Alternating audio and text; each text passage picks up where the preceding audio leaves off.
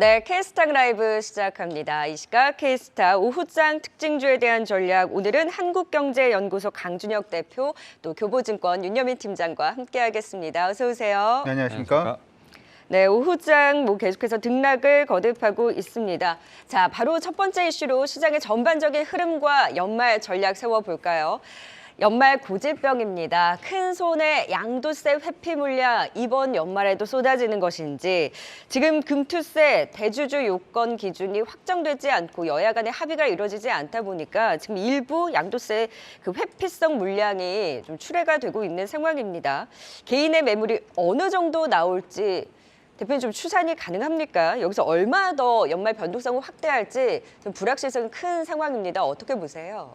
개인적으로는 크게 의미는 없다라고 생각은 합니다. 그러니까 작년 네. 같은 경우에는 이제 양도세 회피 물량 부분으로 인해 가지고 기본적으로 한 8조 이상 일단 나왔다, 뭐 이런 얘기가 일단 있었고요. 이러한 부분으로 인해서 개인들의 매도가 굉장히 조금 올해도 좀 강하게 흘러나올 가능성이 높지 않느냐, 뭐 이런 얘기들도 일단은 있는 것 같긴 합니다. 근데 작년에 이제 8조 정도 나왔다라고 하는 부분이 중요한 게 아니라, 개인적으로는 그 당시에 시장은 그러면 어떻게 움직였는지를 여러분들이 확인을 한번 해보는 과정이 어떨까, 이렇게 생각은 들어요. 8조 정도 물량이 나왔음에도 불구하고 시장은 거의 뭐 흔들리지 않는 그런 모습이 일단은 보였기 때문에, 개인들 물량 나왔던 부분이 이번에도 재현이 된다라고 하는 부분에 저는 포커스를 맞출 필요는 없지 않느냐, 이렇게 생각을 하고 있습니다. 차라리 네. 최근 들어서 우리나라 달러 인덱스가 좀 약세 움직임 보여주고 있고, 원화가 지금 추세를 깨고 강세로 지금 계속해서 전환이 되고 있는 그런 모습이 나타나고 있기 때문에 개인들의 어떤 회피 물량이라든지 하는 부분의 물량이 쏟아지느냐보다 외국인이 연말까지 들어올 수 있느냐에 대해서 조금 더 주목하시는 게 저는 수익 나는데 여러분들이 좀 더 도움이 되지 않을까, 이렇게 생각을 하고 있습니다. 지금 외국인 수급을 더 포인트로 말씀을 하셨잖아요. 네. 지금 달러 약세 국면에서도 여전히 외국인이 팔고 있는 양상이에요. 그럼 연말자 환율과 연동되지 않는 외국인의 수급을 그러면 좀 기대치를 낮추고 지켜봐야 되는 건가요? 저는 외국인이 우리 시장에 일단 매수가 들어올 가능성이 굉장히 높다라고 생각은 일단 합니다. 연말에도요? 예, 일단 이유로 들어보자면 이런 거죠. 일단 달러 인덱스가 예전에 굉장히 좀 강세 움직임을 보이기 시작을 하니까, 원래는 이제 예전에 경기 침체라든지 하는 부분은 대부분 신흥국 위주의 어떤 금융 위기가 많이 발생을 했었어요. 예를 들어서 우리나라 IMF가 터지기 전에도 미국은 일단 금리를 올렸고, 미국 금리를 올리다 보니까 신흥국에서는 자금줄 자체가 말라서 달러가 이제 없어지게 되니까 외환 위기를 겪게 되고, 그래서 IMF로 가고, 이런 게 일반적인 어떤 흐름이었다면, 이번에 위기 자체는 조금 다른 게, 지금 보면은 일본이라든지 유럽이라든지 유로화라든지 하는 부분에 약세가 너무 심화되는 그런 모습이 일단 보였잖아요. 그래서 예전에 이제 달러 인덱스가 계속 강세로 가다가 일본에서 엔화가 너무 약세로 가는 부분을 회피하기 위해서 일본이 가지고 있는 미국 국채를 팔고, 미국 국채를 팔면 달러가 생기니까 이 달러를 가지고 그러면은 엔화를 사서 엔화의 환율을 방어하려는 그러한 모습이 일단 있었고, 이러한 부분 자체를 미국에서도 일단 허용을 해줬단 말이죠. 이걸 허용을 해주면은 이제 무슨 일이 발생을 할 수가 있냐 하면, 유럽이라든지 다른 나라들도 미국의 국채를 팔 수가 있게 되는 그런 모습을 우리가 상상을 해볼 수가 있는데, 만약에 그렇게 되면은 미국 연준도 지금 미국 국채를 판다라고 얘기를 하고 있고, 글로벌에서도 전부 다 미국 국채를 판다라고 얘기를 한다면은 미국 국채는 누가 사줍니까? 누가 사주나요? 그렇죠. 안 사주면 이게 굉장히 좀 어려워지는 위기가 닥칠 수 있는데, 이 부분 자체를 일단 봤기 때문에 달러 인덱스가 더 이상은 이제 강세로 가지는 않는다라고 일단은 생각을 하고 있고요. 네. 두 번째 외에는 최근에 이제 OECD라든지 경제 성장률, 내년의 경제 성장률에 대해서 이제 발표가 있었지 않습니까?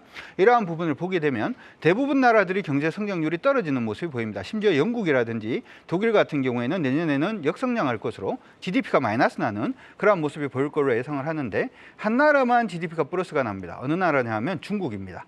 중국 같은 경우에는 GDP가 플러스로 간다라는 얘기 자체는 중국의 위안화가 강세로 갈 가능성이 높다라는 얘기가 되고, 우리나라 원화가 중국의 위안화와 민감도가 한 0.8 정도 된다라는 점을 감안을 해보자면, 그리고 외국인들의 경우에는 중국에 투자를 하면은 돈이 들어가기는 중국 쪽으로 굉장히 쉬운데 중국에서 돈이 빠져나오기는 좀 힘들다라는 점을 생각을 해서, 일반적으로는 중국의 위안화가 강세를 보일 때는 한국에 투자하는 경향들이 좀 많았거든요. 네. 이러한 부분들 때문에 외국인 수급 자체가 전 들어온다라고 생각을 일단 하고 있습니다. 네. 그러면 외국인 수급, 그러니까 매수로의 전환에 대한 기대감이 높다. 환율과 이제 연동을 해서 좀 긍정적인 분석을 주셨는데 아직까지는 일단 들어오지는 않고 있는 상황이죠. 그렇다면 지금이 기회가 될 수도 있는 거잖아요. 윤여민 팀장님, 지금 사실 뭐 개인의 매도 물량보다는 이제 외국인 수급을 보자라고 짚어주시기는 했지만 일부 중소형주에서 이 양도세 회피 물량이 나오는 게 보여요. 그리고 2차전지 같은 경우에도 최근에 이제 개인 투자자들이 아무래도 이런 부분과 맞물려서 좀 매도가 더 이제 출회되는 부분도 있기 때문에 그러면은 지금 강준혁 대표님의 말씀을 들어보면 지금이 좀 이런 종목들에 대해서 우리가 기회를 엿볼 수 있는 것도 아닌가라는 생각도 들거든요. 어떤 의견이세요? 일단은 이제 말씀하신 것처럼 좀 기회에 대한 부분은 분명히 있지 않을까라는 좀 생각을 하고 있습니다만 또 이제 이 개인 투자자분들의 어떤 이 양도세 회피 물량 같은 경우도 분명히 저는 좀 고려를 해봐야 되지 않을까 생각을 합니다. 물론 지금 최근에 보게 되면 대부분의 종목들 같은 경우가 손실 중이기 때문에 오히려 이 지금 기준 자체가 뭐 올라가다 혹은 뭐 내려간다 어떤 이런 부분을 떠나서 대부분의 이제 종목들 같은 경우는 보유를 하실 수밖에 없는 그런 상황이 아닐까 좀 생각을 합니다만 오히려 이제 양도세 관련된 부분들은 분명히 내년 가서는 또 수익을 실현하게 되면 어쨌든 세금을 내야 되는 부분이 있기 때문에 한두 차례 정도 이번에 한번 좀 어떻게 보면 좀 매도를 하고 가야겠다 또 이러한 좀 분명히 좀 의지도 있지 않을까라는 좀 생각을 하고 있습니다. 뭐 그러한 측면에서 잠재적으로 작년에 나왔던 물량만큼은 아닙니다만 그래도 그에 준하는 물량은 분명히 좀 잠재적 리스크로 좀 생각이 들고 있고요. 그런 측면에서 개인 투자자분들이 가장 많이 좀 보유하고 있는 뭐 2차전지라든지 뭐 이런 반도체 쪽에서의 어떤 제가 볼 때는 매도 압박도 분명히 있지 않을까 좀 생각을 하고 있습니다만 또 반대로 말하면 또 이와 관련돼서 주가에 대한 바닥론까지도 같이 나오고 있는 네. 부분이 있기 때문에 분명히 저는 이제 신규로 만약에 매수를 하시는 분들, 특히 이제 뭐 자금 있으신 분들 같은 경우는 지금부터는 저가에 대한 매수는 분명히 고려해봐도 되지 않을까 좀 생각을 하고 있습니다만 이제는 뭐 경기 침체라든지 실적에 대한 부분들이 좀 어떻게 보면 더욱더 부각이 되고 있는 상황이기 때문에 일단 뭐 주가가 낮다 이런 종목들보다는 오히려 좀 주가가 많이 눌려 있는 상황에서 좀 실적 대비 좀 저평가되어 있는 종목들을 좀 고르는 좀 작업 필요하지 않을까 좀 생각을 하고 있고 개인적으로 뭐 2차 전지라든지 지금 최근에 좀 조정이 좀 많이 나오고 있는 섹터들 같은 경우는 오히려 좀 매수의 기회로 봐도 되지 않을까 좀 생각을 합니다. 다만 이제 뭐 우리가 좀 작년에 좀 어느 정도 경험을 했던 V자 반등이라기보다는 이제는 조금 지그재그 형식의 어떤 좀 종목이 조금은 늘어지는 좀 제가 볼 때는 좀 그러다 보니까 좀 방망이를 길게 잡아야 하는 그런 좀 필요성이 있기 때문에 오히려 조금은 좀 여유로운 상태에서 제가 볼 때는 좀 종목에 대한 관심이 필요하지 않을까 좀 생각을 하면서 단기 트레이딩한 관점은 조금은 좀 내려놓는 게 어떨까라고 좀 말씀을 드려야 될 것 같습니다. 네, 과연 연말이 그 조정의 클라이막스가 될 수 있을지 좀 지켜봐야 되겠네요. 굴이 깊으면 산이 높다고 연말에 이렇게 눌러왔던 데 따라 1월 효과가 더 클 수 있을지 또 기대를 걸어보도록 하겠습니다. 자, 이번에는 시장 전체적인 흐름에서 조금 더 압축해서 리튬 관련주에 대한 진단도 들어보도록 할까요? 리튬 관련주 옥석 가리기 어떻게 해야 될지 그 투자의 팁도 잡아보도록 하겠습니다. 오늘 포스코그룹 아르헨티나 그 염호 관련한 이슈가 다시 한번 재부각되면서 강한 흐름을 보이고 있는데 다시금 테마를 형성한 또 리튬 붙은 종목들도 꿈틀꿈틀거리고 있죠. 옥석 가리기 선별의 팁을 잡아주신다면 강준혁 대표님 어떻게 좀 대응을 해볼 수 있을까요? 일단 자원 관련된 종목군들은 대부분 여러분들이 관심을 가져놓으시는 게 어떨까 이렇게 생각은 일단 하고 있습니다. 사실 이제 지금 리튬 관련된 종목군들이 좀 강세를 보일 때 작은 종목들이 굉장히 좀 강하게 튀는 그런 모습이 일단 보이다 보니까 일단 다른 자원 관련된 종목군들도 오르고 있음에도 불구하고 크게 일단은 두각이 나타나지는 않는 그런 모습인데 그냥 여러분들이 포커스를 잡으실 때 일단 자원으로 포커스를 잡으시는 게 중요해 보입니다. 여기에 대해서는 우리가 한번 생각을 해볼 수 있는 게 리튬이라든지 하는 여러 가지 이러한 자원들을 일반적으로 이제 글로벌로 공급하는 나라는 일반적으로는 중국입니다. 네. 근데 지금 유럽이라든지 아니면 미국 같은 경우에는 중국을 계속 옥죄고 있는 그런 모습이 나타나고 있는데 여러분들 보통 많이 알고 계시는 것은 일단 반도체에서 많이 옥죄고 있고 반도체 중에서도 이제 AI 반도체라든지 하는 쪽에서 옥죄다 뭐 이런 얘기들이 굉장히 많이 나옵니다만은 ESG 관련돼서 중국을 옥죄일 수 있는 부분들에 대해서는 대부분 다 옥죄고 있다 이렇게 생각을 하시면 좋을 것 같아요. 무슨 얘기냐 하면 예전에 이제 신장 위구르 같은 경우에도 인권 문제 일단 얘기가 나오면서 리튬 관련된 종목들이 가장 먼저 상승하기 시작을 했던 시기 자체가 신장 위구르에서 나오는 리튬 자체는 유럽이라든지 하는 부분에서 강제 노역에 의한 리튬 자원이기 때문에 쓰지 않겠다라는 얘기가 나오면서 일단 그때부터 시작해서 리튬 관련된 종목들이 굉장히 좀 강세 움직임을 보여주고 있다. 이렇게 생각을 해주시면 좋을 것 같습니다. 하나 더 우리가 생각을 해볼 부분은 리튬은 어디 들어가죠? 리튬은 2차 전지 들어가는 거잖아요. 근데 2차 전지 관련된 종목들은 오르나요? 빠지나요? 빠지고 맞아요. 있음에도 불구하고 그럼 리튬 관련된 종목이 왜 오를까라고 생각을 해보면 이건 단순히 리튬의 문제가 아니라 그냥 자원의 문제다 이렇게 생각을 하시는 게 좋을 것 같고 최근 들어서 이제 남미라든지 아니면은 말레이시아라든지 이런 이제 자원이 나는 이러한 나라들이 자원을 무기화하겠다라는 얘기들도 굉장히 많이 나오고 있기 때문에 네. 이러한 광산이라든지 아니면 자원을 가지고 자원을 채취할 수 있는 여러 가지 회사들 같은 경우에는 굉장히 좀 긍정적인 흐름들을 많이 보여주고 있고 사실 이제 그 중심에 서 있는 게 어떻게 보면은 포스코가 아닌가 이렇게도 생각이 듭니다. 오늘 같은 경우에는 포스코 홀딩스의 흐름 자체도 나쁘지는 않습니다만은 포스코 인터내셔널 같은 경우에도 주가 흐름이 일단은 나쁘지 않은 그런 네. 모습이 나타나고 있고요. 그리고 이제 팜유라든지 하는 부분에 관련돼서 LX 인터내셔널도 오늘은 소폭입니다만은 거래소 시장이 오늘 코스닥보다는 좀 좋지는 않음에도 불구하고 LX 인터내셔널도 일단 팜유 관련해서도 같이 강세를 보여주고 있으니까 그냥 리튬에게 여러분들이 국한하지 마시고 중국에서 나오는 대부분의 주요 자원 자체가 해외에서 일단은 대체될 가능성을 염두에 두시고 종목을 보시는 게 어떨까 싶습니다. 그러면 여기서 궁금한 점이 지금 전기차 수요 위축에 대한 우려가 나오고 있잖아요. 네. 근데 핵심 광물 확보에 지금 전 세계적으로 사활을 걸고 있는데 그러면은 지금 결국에는 공급 과잉이 내년에 좀 우려될 수도 있는 거 아니에요?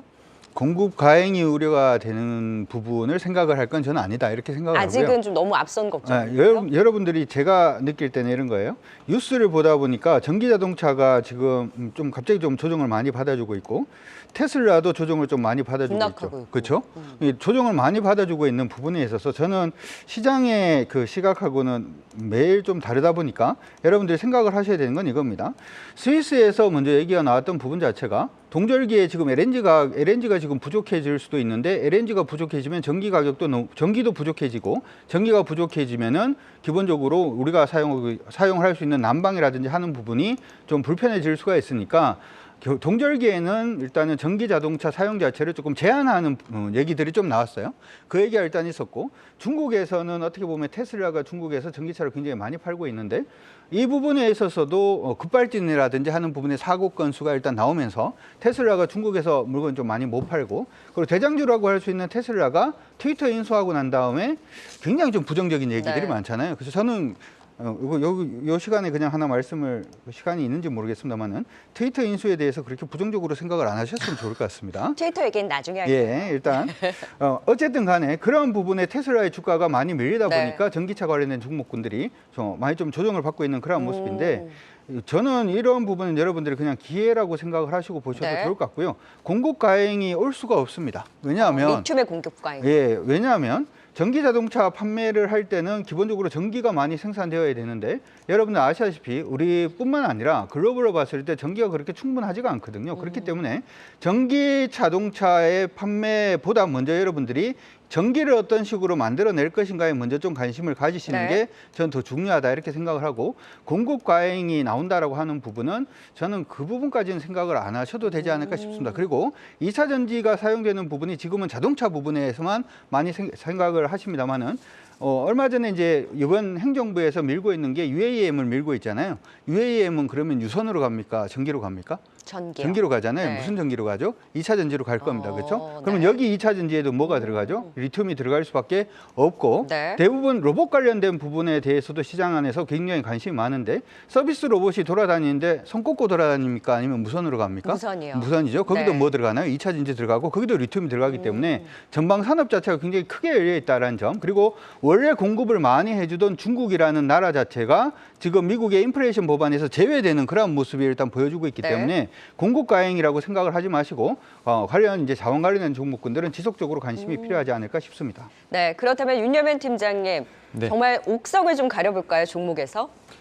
옥을 가려보죠. 최근에 보게 되면 이 리튬 관련된 종목들 같은 경우 약간 테마성으로 좀 움직이는 좀 약간 급등 시세가 나오는 종목들이 좀 많기 때문에 지금 이제 앞에서 말씀하셨던 이제 대표님처럼 좀 이제 이 자원 관련된 광물 관련된 종목들을 좀 보시는 건 제가 볼 땐 맞습니다만 제가 손이 빠른 좀 단기 트레이더들이 아닌 이상에 저는 이제 뭐 대장주로서 좀 포스코홀딩스가 좀 가장 좀 안전하지 않을까라는 좀 생각을 하고 있습니다. 네. 특히 이제 뭐 포스코홀딩스 같은 경우는 이제 뭐 알겠지만 포스코 그룹에서 지금 나오는 어떤 좀 리튬 관련된 부분을 좀 담당하다라고 생각을 하고 있고 특히 이제 뭐 2030년까지 12만 톤 관련돼서 지금 공장을 짓고 그다음에 어쨌든 자원을 개발할 것으로 보이고 있기 때문에 가장 안정된 제가 볼 때는 종목이 아닐까 좀 생각을 하면서 최근에 보게 되면 좀 많이 올랐었죠. 뭐 어반 리튬이라든지 뭐 하이드로 리튬 같은 경우도 상당히 좀 시세가 많이 나왔습니다만 네. 오히려 이런 종목들 같은 경우는 약간 테마성으로 움직이는 부분이 있기 때문에 저는 이제 포스코홀딩스 한번 좀 말씀을 드려보도록 하겠습니다. 네. 자, 오늘 시장이 내내 좀 갇혀있는 지수 안에서 최근에 좀 선방하고 있는 내수주, 그 안에서 또 음식료와 의류주에 대해서 오늘 또 진단을 보도록 하겠습니다. 이런 주춤한 장에서도 잘 버티고 있는데요. 먼저 음식료주부터 체크를 해볼까요? 자, 오늘 음식료주에서 신고가가 많이 나왔습니다. 뭐 삼양식품, 농심, 오리온이 신고가, 그리고 오늘 롯데칠성도 급등이 나오고 있는데 여기서 추가 상승 여력을 얼마나 기대해 볼 수 있을까요, 강준엽 대표님? 일단 내년 상반기까지는 계속 기대를 하셔도 전 나쁘지 않다 이렇게 생각을 합니다. 최근 들어서 이제 음식료 관련된 종목군들의 강세 움직임은 최근에 이제 밀 가격 자체가 좀 많이 좀 하락을 하는, 원래 이제 시장 안에서는 우크라이나전 이후에 일단은 곡창지대라든지 하는 부분으로 인해서 밀 가격이 급등할 가능성이 높다라는 부분에 우려가 굉장히 좀 심했죠. 그런데도 불구하고 일단 밀 가격이 좀 많이 하락하는 그런 모습도 일단 나타나고 있고요. 원화가 계속해서 약세로 갈 가능성이 높다라는 전망이 시장이 많았습니다만은 최근에 원화가 굉장히 좀 강세로 지금 전환이 되고 있는 모습이 나타나고 있기 때문에 해외에서 밀을 수입해오는 단가 자체도 지금 떨어지는 그러한 가능성이 굉장히 높아진 상황이죠. 마지막으로 한번 생각을 해본다면 지금 시기가 여러분 다 아시다시피 인플레이션, 내 월급 빼고는 다 오르는 시기다 이렇게 얘기를 합니다.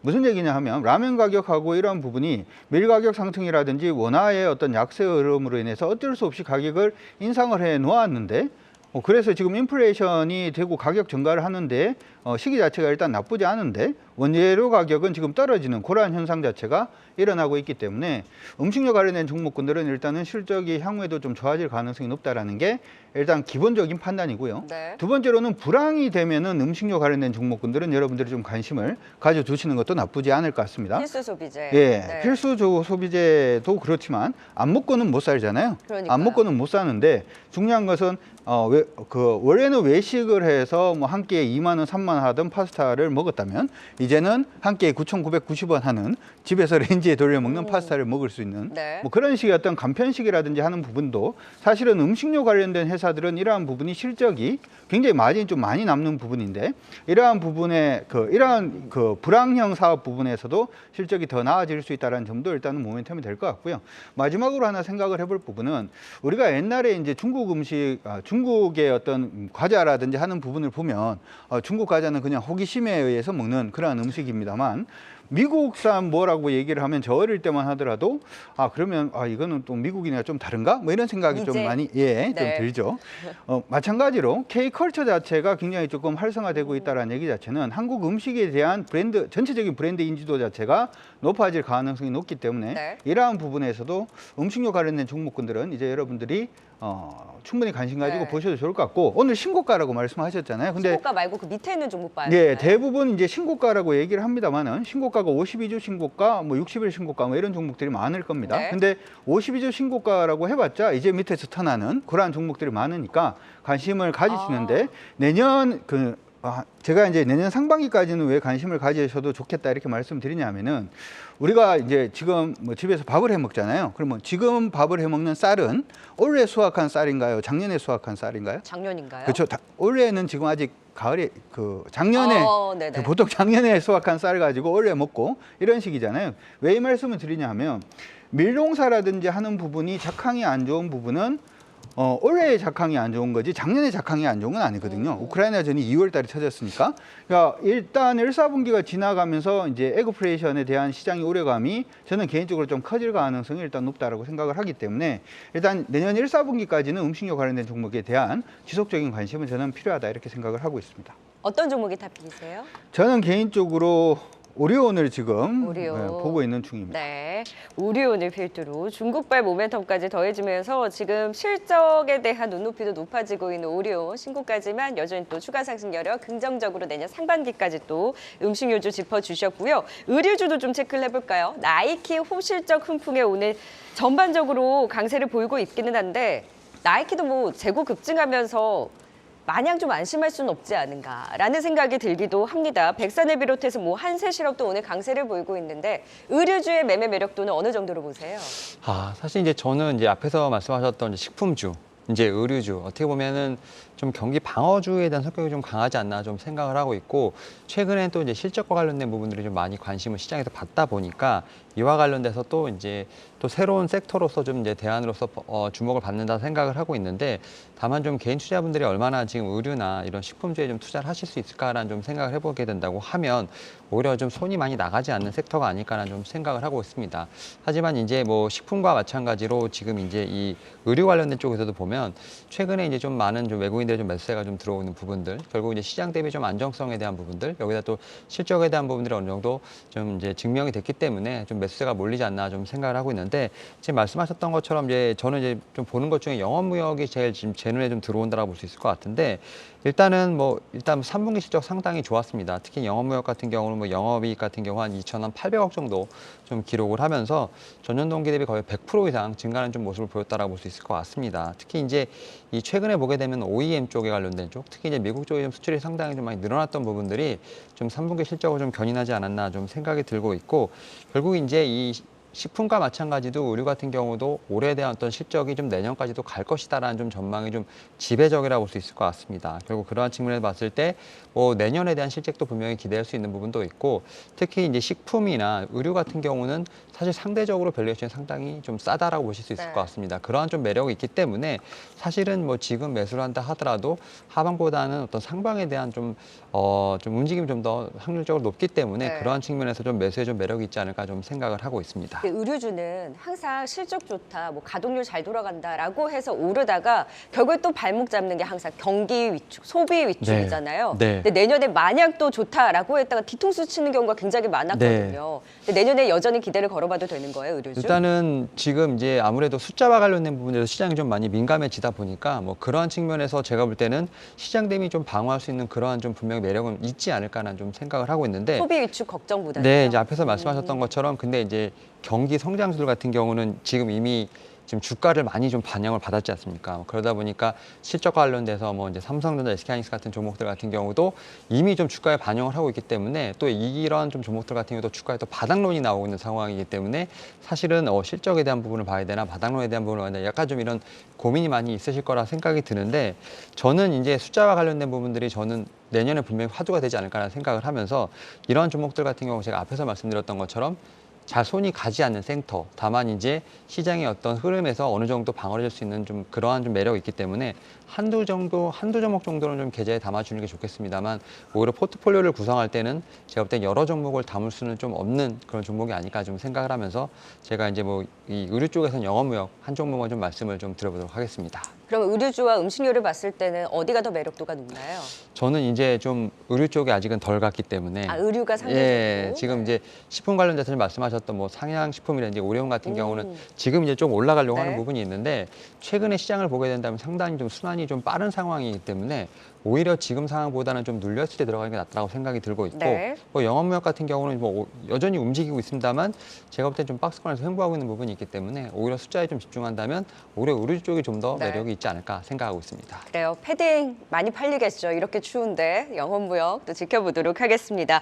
자, 이번에는 쉬어가고 있는 종목. 사실 이렇게 쭉쭉 가는 내수주들 쉽게 손이 안 나가시는 분들 많으실 것 같습니다. 그래서 쉬고 있는 배터리주를 담자니 글쎄 또 더 지켜봐야 되나? 근데 앞서서 두 분께서는 연말에 대한 또 이런 내년을 바라봤을 때 좀 매수 기회가 될 수 있다라고 짚어주셨잖아요. 네. 중요한 건 꺾이지 않는 마음. 배터리주 올해보다 내년에 그래도 실적적인 측면에서 성장 기대감은 높습니다. 다만 4분기 이제 눈높이가 좀 낮은 상황에서 지금 조정을 받고 있죠. 자, 그럼 두 분께 동시에 묻겠습니다. 연말장 2차 전지 배터리 관련주 매수해도 좋다. 예스, 노라고 했을 때 동시에 대답해 주시겠어요?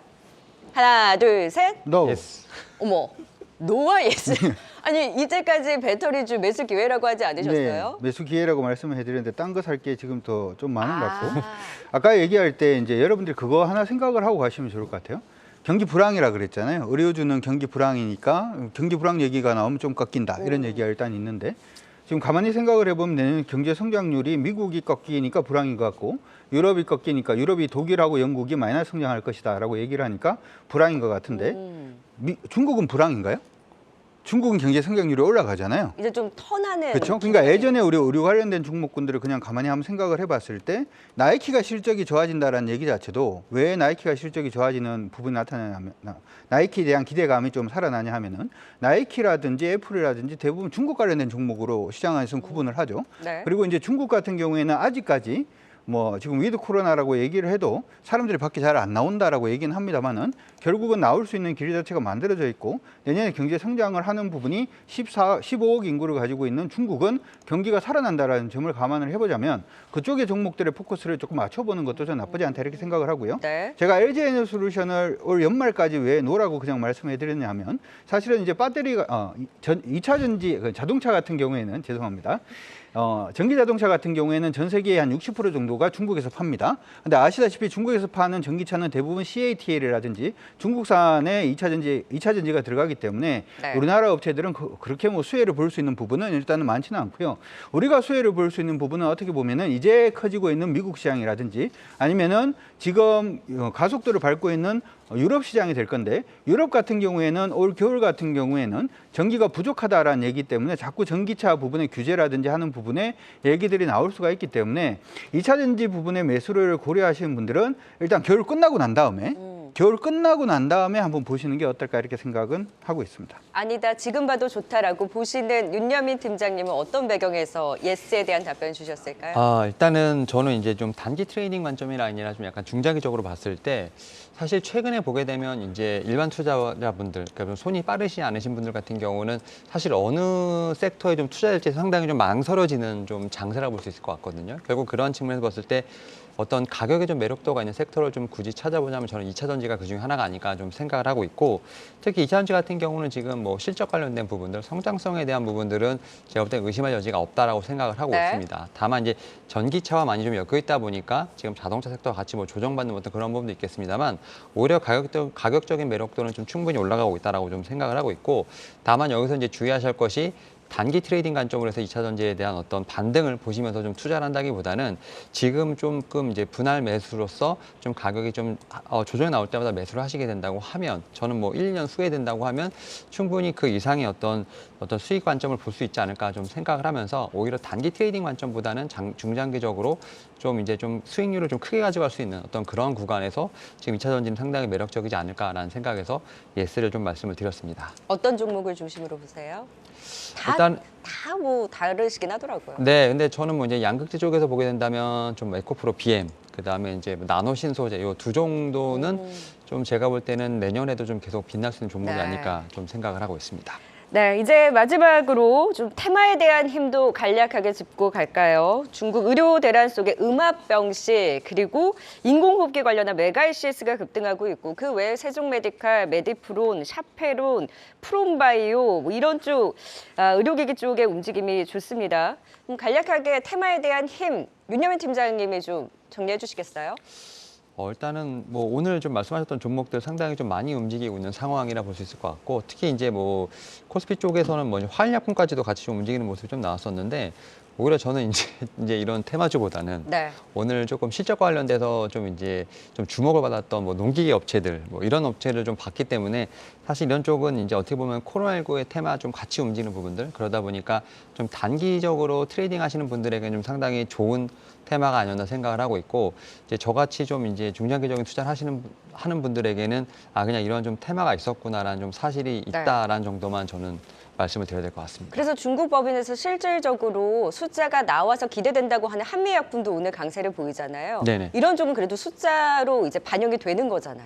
오히려 이제 이 제약바이오 쪽에서 보게 된다면 이제 이런 것보다는 이제 저는 JP 모건 헬스케어 컨퍼런스를 그쪽으로 좀 더, 보면 네. 되지 않을까라는 좀 생각을 하고 있고 다만 이제 제약바이오 섹터에 대해서 좀 말씀을 말씀을 드리면 일단 개인 투자분들이 좀 이제 매매하시기에 상당히 좀 힘든 섹터가 아닐까라는 좀 생각을 하고 있습니다. 뭐 이제 숫자가 찍히는 뭐 CMO 기업이라든지 뭐 기술 수출하는 이런 종목들 같은 경우 사실 상당히 좀 2년 정도 계속 눌려가면서 가고 있는 상황이기 때문에 이러한 어떤 실적이라든지 기술 수출 관련된 부분들을 언제쯤 뭐 시가총액에서 좀 반영할지에 대한 부분들이 아직도 좀 미지수가 아닐까 좀 생각을 하고 있습니다만 내년 정도 된다고 하면 오히려 이제 그만큼 많이 눌렸고 좀 주가에 선반영이 됐기 때문에 내년부터는 좀 봐야 될 부분이 아닌가라는 좀 생각을 하고 있는데 다만 이제 좀 이 중장기 투자를 하는 상황에서도 이런 좀 제약바이오 섹터 같은 경우는 조금은 좀 피해야 되는 섹터가 아닐까 좀 생각을 하면서 오히려 지금 이런 좀 중국 관련된 코로나 관련된 이슈로 좀 단기 트레이딩이 좀 적합하지 않나라는 좀 생각을 하고 있고요. 그래도 네. 이제 제약바이오 섹터를 좀 보시게 된다고 하면 그런 컨퍼런스 통해서 나오는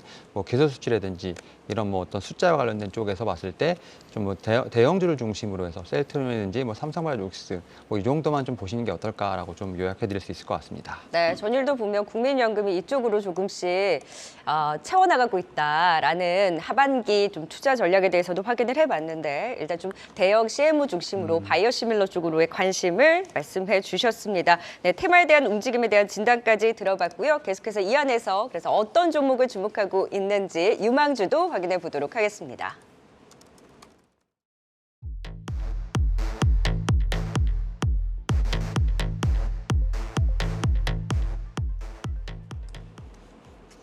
네, 경기 둔화에 강하다 GS 리테일 그리고 XR 시장의 신흥 강자 CS를 기다리면서 하이비전 시스템을 또 오늘의 유망주로 각각 꼽아 주셨습니다.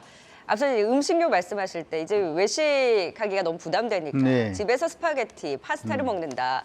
근데 이제 편의점에서 많이 사오기도 하잖아요. 네. GS 리테일, 그 BJF 리테일 딱 나뉘는데 GS 리테일을 주목하신 이유는 뭘까요? 두 가지 일단 포인트를 가지고 있습니다. 원래 이제 불황령 사업이라고 하면은 편의점에서 제가 먼저 관심을 가지는 건 밥값이 너무 많이 올랐습니다. 회사 다니는데 점심은 먹어야 되고 밥값은 많이 올랐으니까 어쩔 수 없이 편의점 도시락이 굉장히 많이 팔리는, 그래서 이제 기본적으로는 이게 불황령 사업이다 이렇게도 얘기를 하고요.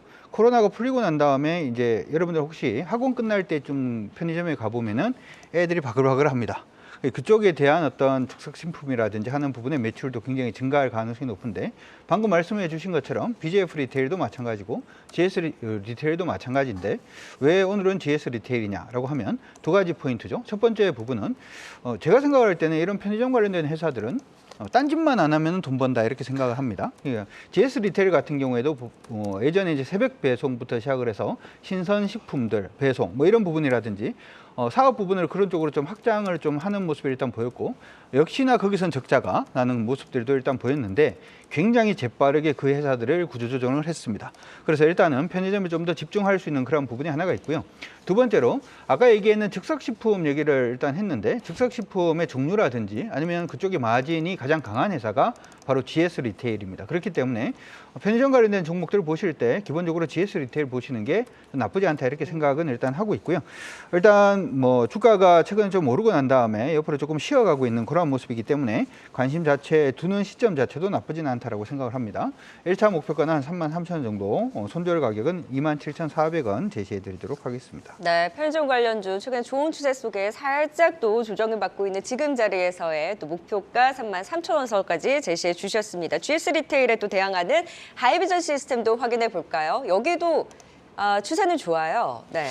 일단은 말씀하셨던 것처럼 지금 뭐 오늘은 좀 아니긴 합니다만 기간, 특히 연기금이 좀 매수를 하면서 그래도 좀 추세를 좀 만들고 있는 종목이라고 좀 말씀을 드릴 수 있을 것 같고, 일단 뭐 CS2023 관련돼서 이제 뭐 카메라 모듈 쪽에서 이제 어떻게 보면 XR 시장으로 넘어가는 어떤 그런 측면에서 봤을 때 수혜도 분명히 예상된다 말씀드릴 수 있을 것 같습니다. 특히 이제 이 회사 같은 경우는 이제 애플의 XR 기기 쪽 관련돼서 레퍼런스가 좀 있는 회사이기 때문에 뭐 이제 애플의 XR 기기 분명히 출시가 된다고 합니다만 좀 계속해서 연장이 되고 있고 그게 뭐 내년 뭐 3분기라고 얘기가 되고 있는 부분이 있겠습니다만 결국 어쨌든 나온다라는 점, 그런 점을 좀 확인해 보신다고 하면 아직까지 그와 관련된 모멘텀은 살아있지 않을까 좀 생각을 하고 있고, CS2023 관련된 부분에서 분명히 뭐 재료 소멸에 관련된 부분도 있을 거라 생각합니다만 이 종목 같은 경우는 실적도 상당히 좋다라고 좀 말씀드릴 수 있을 것 같습니다. 특히 뭐 4분기 이제 곧 있으면 이제 실적 시즌이 다가올 텐데 4분기 같은 경우 영업이익이 한 134억 정도 예상이 되면서 뭐 전년 동기 대비 200% 이상 상승이 예상되고 있다 말씀드릴 수 있을 것 같습니다. 여기에 뭐 3분기까지 수주 잔고가 1,000억 정도가 되기 때문에